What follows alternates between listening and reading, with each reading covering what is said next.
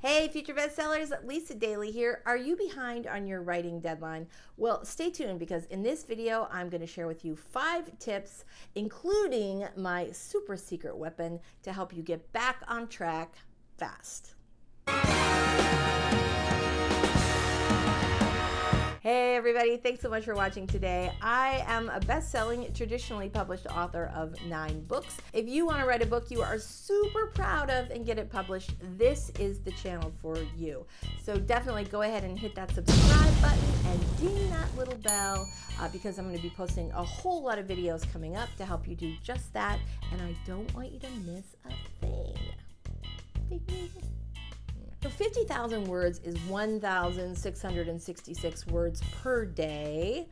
If you don't count Thanksgiving, the pandemic blues, and just pretty much life in general. So it is really, really easy to get off track for NaNoWriMo or just your regular writing deadlines. Every writer, myself included, has had that moment of panic where you realize you are never gonna meet your deadline. If you continue on the pace that you have been on and you start freaking out, well, never fear. I am going to help you through this. I am here for you. I'm here for you, baby. And we are going to get through this together. You can do this. You can do this. Okay. So in this video, I am sharing with you my 5 go-to emergency freak out tips to help you if you have fallen behind on a deadline, like way, way, way behind. We can get this done. I mean it, right? You are gonna get caught up. You could make this happen. You can do it. So let's assume that if you are watching this video, that you have already done the thing where you basically recalibrate your entire writing goal. If you are a few thousand words behind, you can probably distribute the shortfall over the time that you have left. But let's assume if you're watching this video that we are way, way past that. So let's move on to the big guns, basically the Hail Marys of deadline writing, including my super secret trick that I used when I fell behind when I was writing my book, Single Minded. Number 1, stop in the middle. Whenever you finish your word count for the day, never, ever, ever stop at the end of a scene or the end of a chapter. In fact, do not even finish your paragraph. Start the next one even if you do 25 or 50 words. It does not matter whether you are in the middle of a sentence or the middle of a paragraph. Your brain will be dying to finish it the next day. And this saves you valuable time that you might otherwise have to spend getting rolling the next day or your next writing session. Number 2, the weird hour mini session.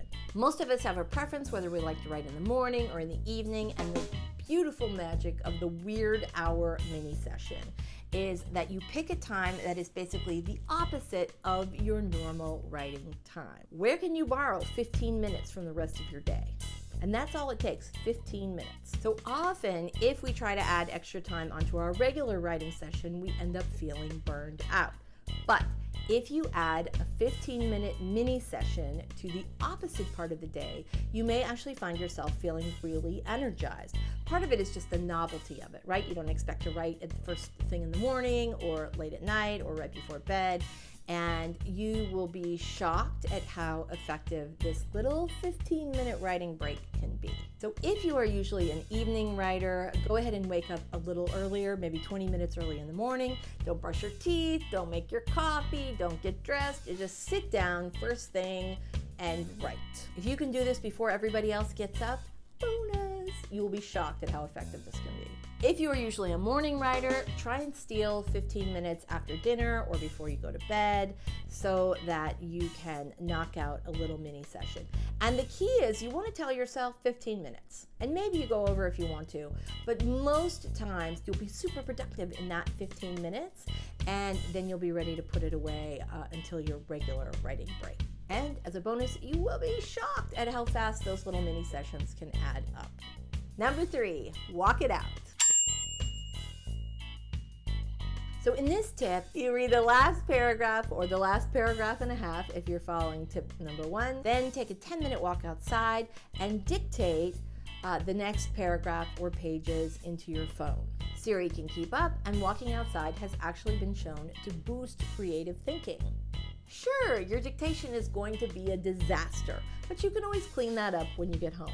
Bonus, the creative boost that you get from walking outside actually lasts for several hours. So if you can start your writing sessions this way every day, where you read a little bit of the day's work before, go out for a nice walk, dictate your next few paragraphs on your walk, and then get back to writing, you will be shocked at how much more productive you are throughout the entire writing session. Oh yeah, we're gonna make that deadline. Number 4, track your writing to boost your word count.